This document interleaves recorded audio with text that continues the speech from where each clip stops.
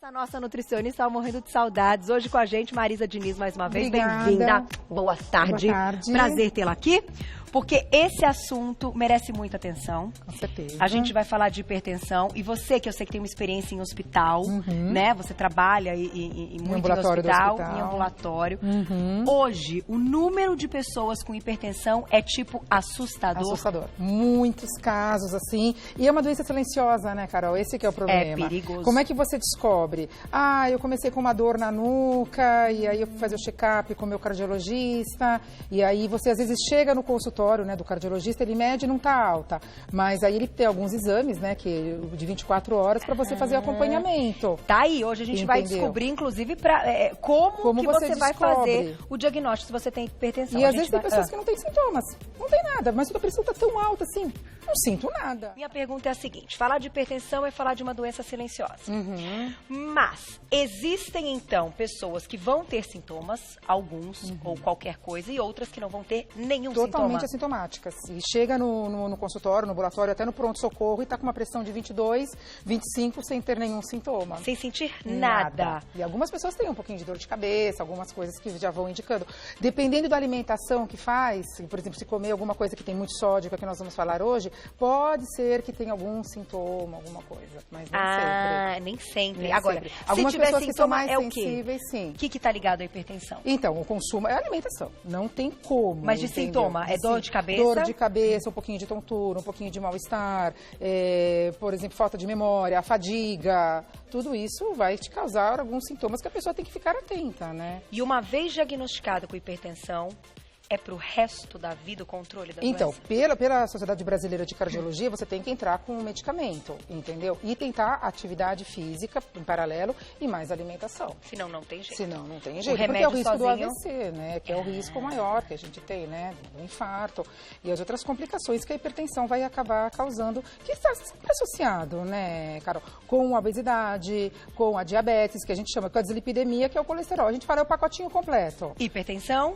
O diabetes e a obesidade. E a obesidade. Então, e aí são os fatores de risco, né? Os fatores chamados de risco, famosos fatores de que risco. infelizmente está aumentando muito. E a nossa preocupação maior, Carol, também é na pediatria. E esses adolescentes estão vindo hipertensos. Puxa vida. Entendeu? Então isso é muito triste, porque hoje a alimentação, infelizmente, fica muito refém, às vezes, de uma indústria alimentícia, a praticidade. E você viu que receita maravilhosa que se apresentou agora? Rapidinho, barata, Rapidíssima, barata e uma delícia. A gente podia até colocar na nossa culinária, aqui na nossa mesa, aqui, para tentar mostrar para o público se é bom ou ruim tudo aquilo que a gente fez, né? Com certeza. Tipo, você para você variar um pouquinho o arroz e o feijão do dia a dia, né? Que a gente vai dar sugestões. Que a gente vai dar sugestões. Agora, olha que legal. Essa mesa que vocês estão vendo vazia, nós vamos colocar essa plaquinha aqui.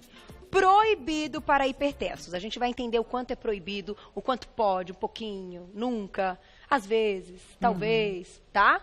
E nós vamos montar esta mesa. E nesta mesa que está aqui, a gente vai deixar somente os alimentos que ajudam para quem precisa ter um controle da pressão. Certo?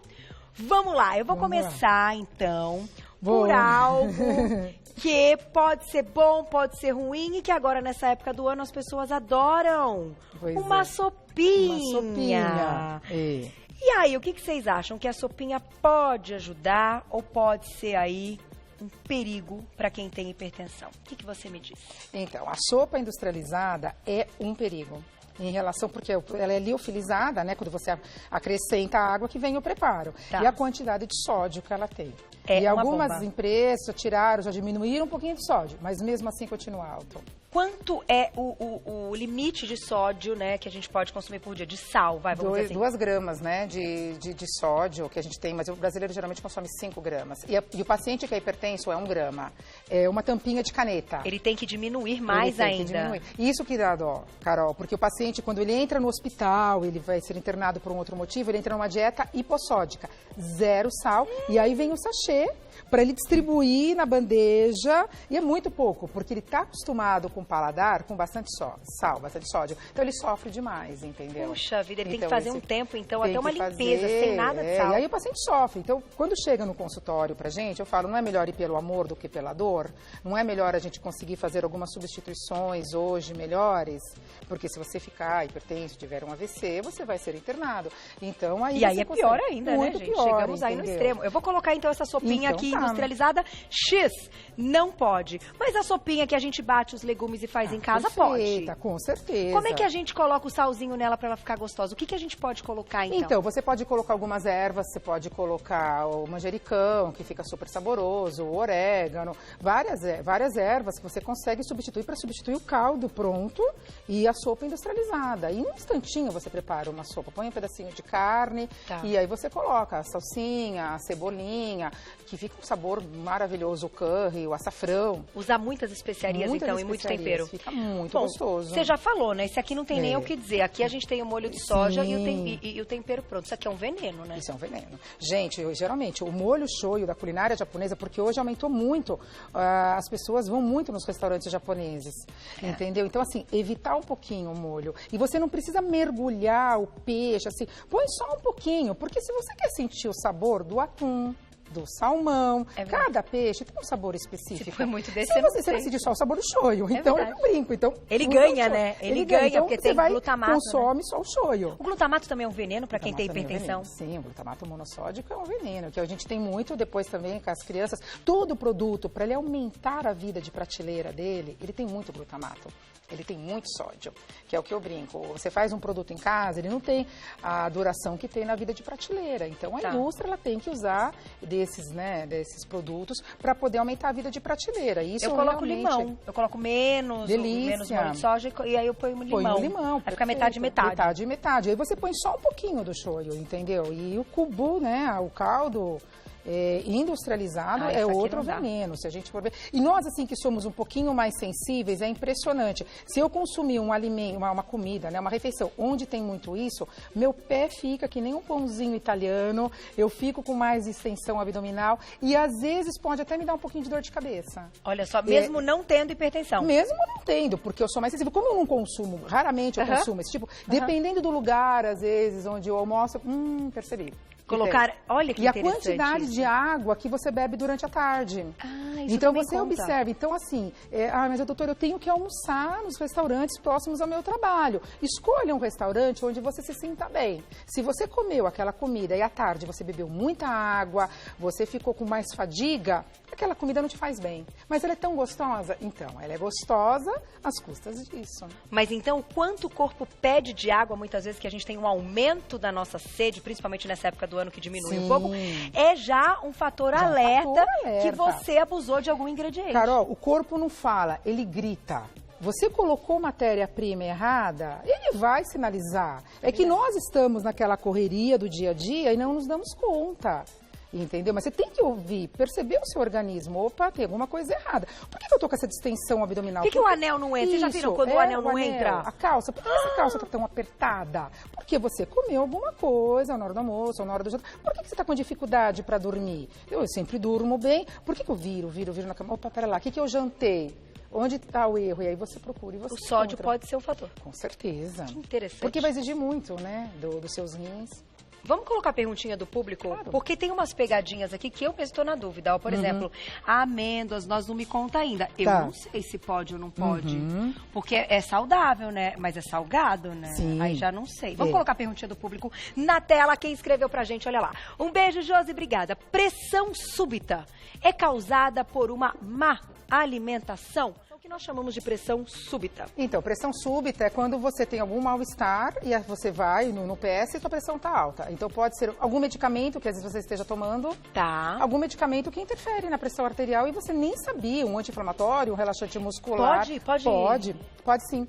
Ou por causa da alimentação. Porque você exagerou ou devido ao estresse, às vezes é um estresse, ou seu trabalho, alguma coisa. Você não estou me sentindo bem, eu vou passar no pronto-socorro. E aí, todos esses fatores juntos, aí o médico vai questionar o que você comeu.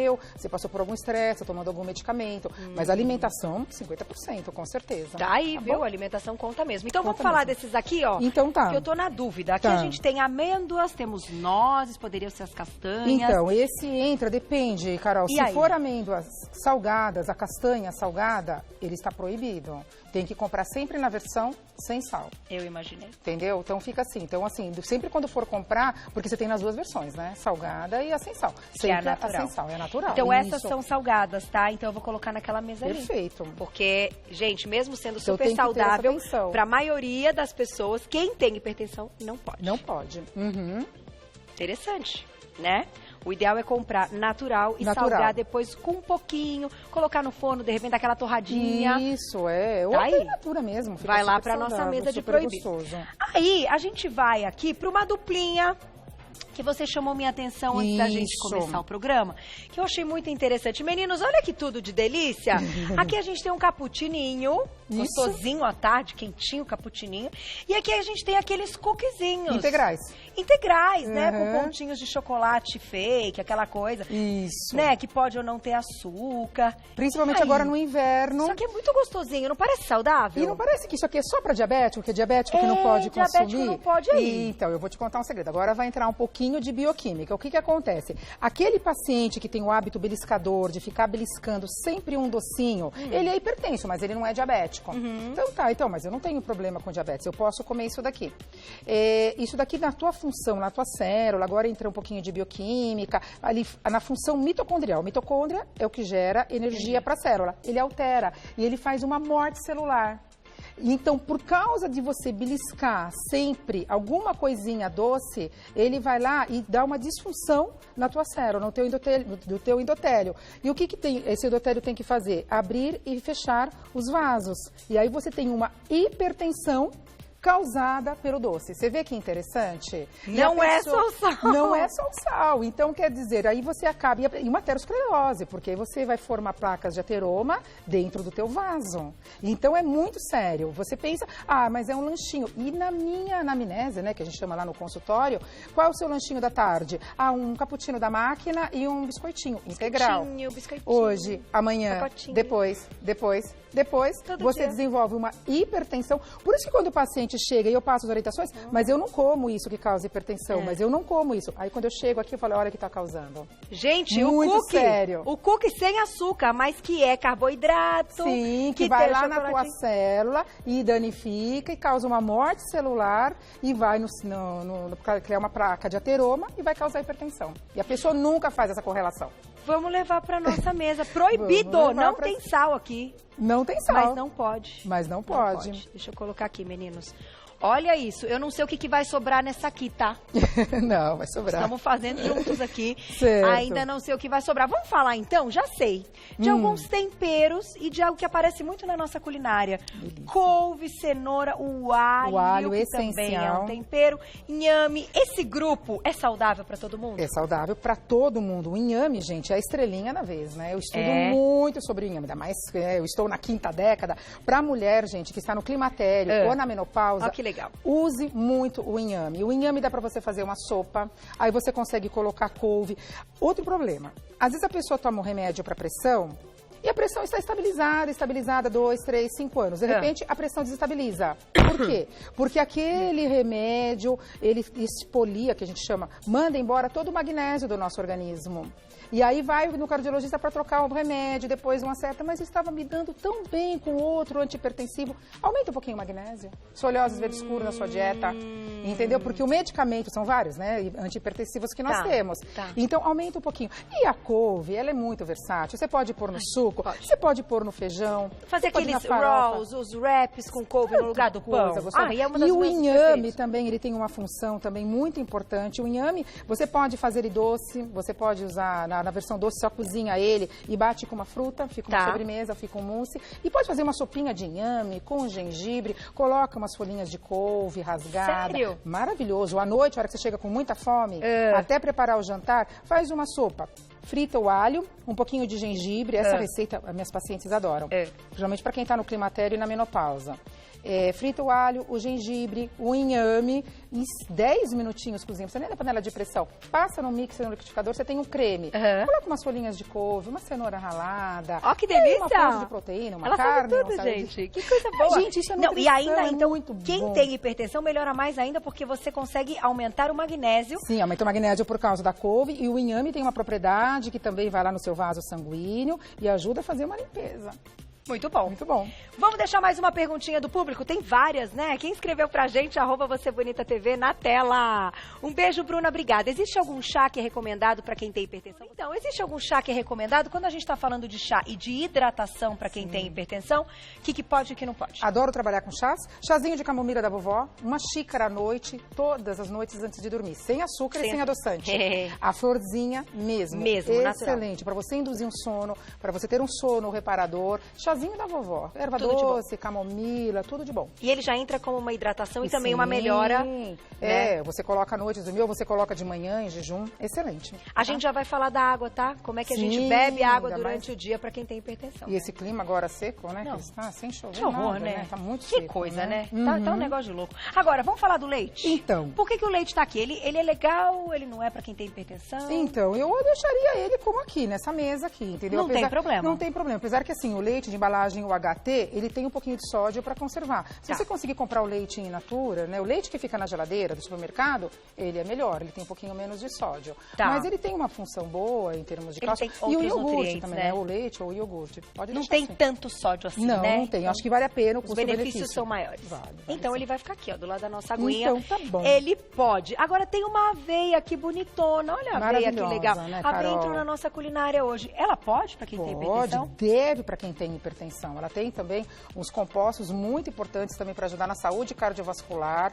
Associada à banana, nossa, é tudo de bom. Como uma sobremesa, a banana com aveia e canela. Eu falo que se eu for para uma ilha deserta, o que eu levo? Banana, aveia e canela. Ai, que a legal. banana vai me deixar tranquila, tem triptofano.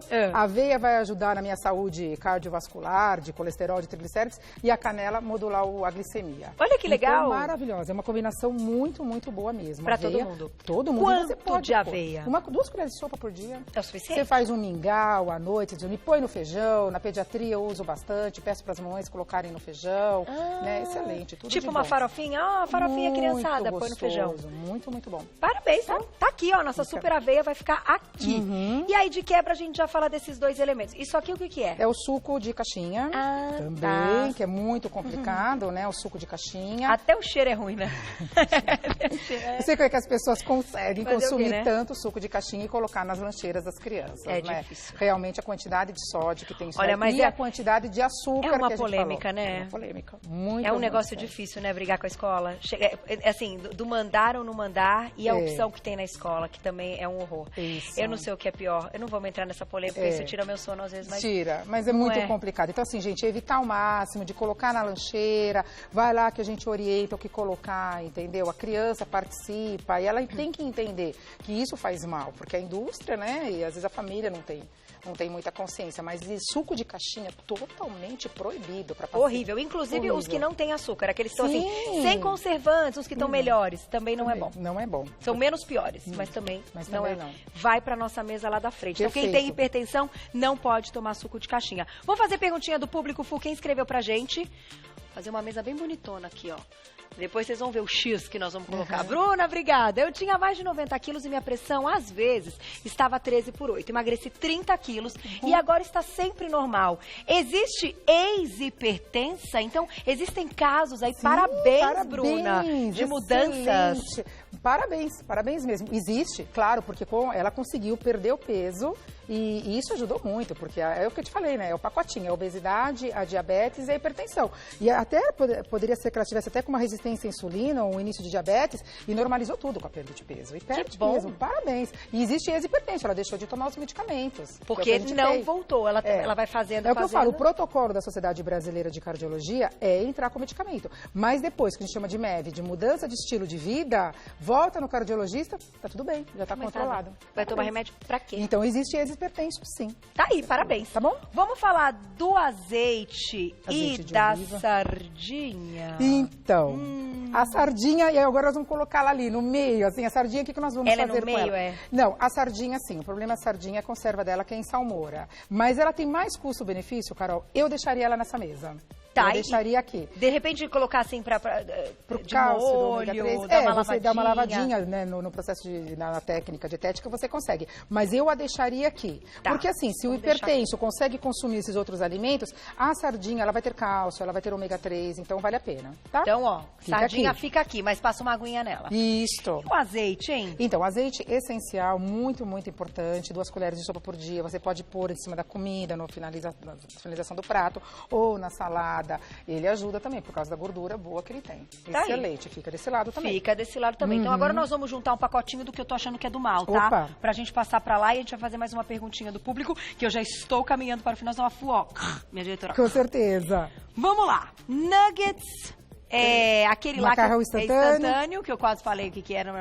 E o queijinho ralado. ralado. Então, esses 3 é impressionante, né? A quantidade de sódio que tem, isso não deve entrar nem para hipertenso, nem na dieta da criança, porque essa criança vai ficar hipertensa. Gente, o nosso rim, ele tem 11 centímetros. Do teu filho de 3 anos, ele é desse tamanhinho. Você imagina a quantidade de sódio para uma criança que está em desenvolvimento.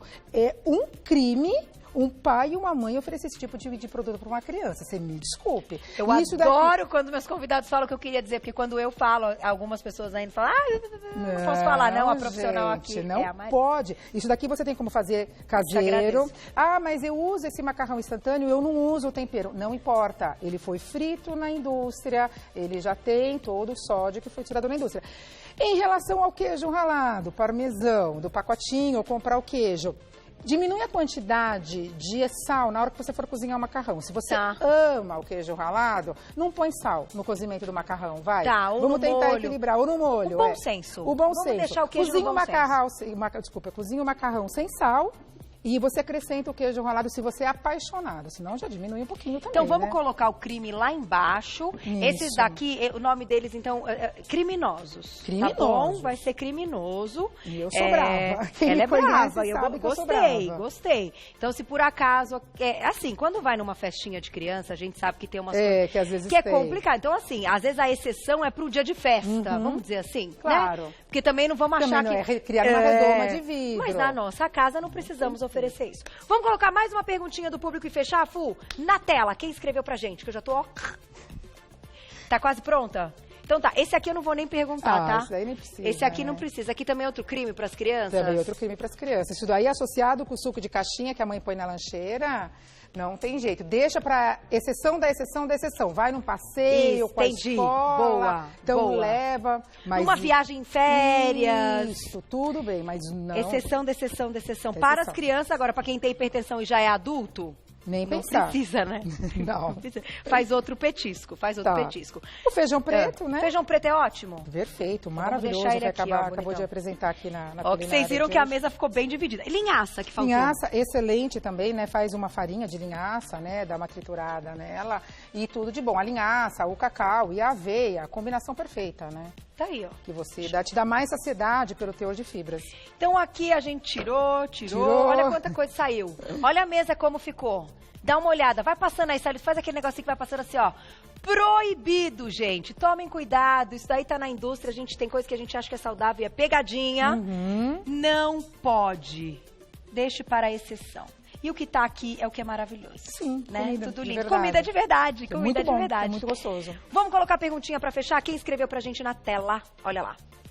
Um beijo, Maria, obrigada. Posso trocar o sal normal pelo sal rosa do Himalaia? Eu ia fechar exatamente com isso, falando da quantidade de água por dia, porque eu tenho uma jarra linda, e Isso. falando de qual sal a gente deve usar. Ah, eu acho que a princípio não vale a pena o custo-benefício do sal do Himalaia, não. Usa o sal normal. No final dá a mesma coisa? Dá a mesma coisa. É muito, muito, muito mais caro. Não vale a pena. Usa o sal normal e vai diminuindo as quantidades.